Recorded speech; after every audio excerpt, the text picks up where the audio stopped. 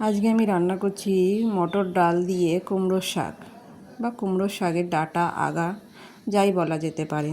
তার জন্য আমি কড়াইতে সরিষার তেল দিয়েছিলাম। তেলটা গরম হলে আমি জিরেটা দিয়ে দিয়েছি। জিরেটা একটু ভাজা ভাজা হবে।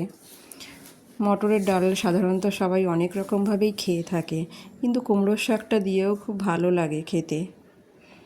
জানি না কার কেমন লাগে, তবে আমার তো খুবই ভালোই লেগেছে খাবারটা। দেখো, জিরেটা হয়ে যাওয়ার পর আমি দুটো শুকনো লঙ্কা, একটা তেজপাতা মাঝখান থেকে ভেঙে দুটুকরো করে দিয়েছি। এবার দিয়ে দিচ্ছি কয়েক টুকরো রসুন কুচি। এখানে আমি কুচি রসুনই ব্যবহার করেছি, গোটা রসুনের কোয়া নয়।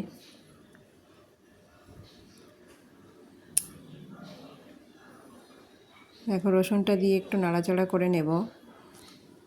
তারপরে দেব আমি পেঁয়াজ কুচি। আমি এখানে একটা পেঁয়াজ দিয়েছি, বড় সাইজের। দেখো, এটা আমার একটু ভাজা ভাজা হয়ে গেছে। এবার ধুয়ে পরিষ্কার করে যে কুমড়োর শাক ও সঙ্গে যে ডাঁটা, সেটা আমি ধুয়ে পরিষ্কার করে জল ঝরিয়ে রেখেছিলাম, সেটাকেও দিয়ে দিচ্ছি এর ভেতর। দিয়ে ভালো করে দেখো, আমি শাকের সঙ্গে মশলাটা কষিয়ে নিয়েছি। আর প্রেশার কুকারে আমি 4টে সিটি মেরে মটর ডালটাকে রেখেছিলাম। দেখো, আমার কুমড়ো শাকটা পেঁয়াজ রসুনের সঙ্গে ভালো করে হয়ে যাওয়ার পর আমি এবার মটরের ডালটাও দিয়ে নাড়াচাড়া করে নিচ্ছি। দেখো,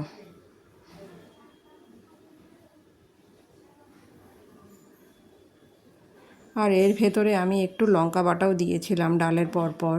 সেটা আমি এখানে দেখাতে ভুলে গেছি।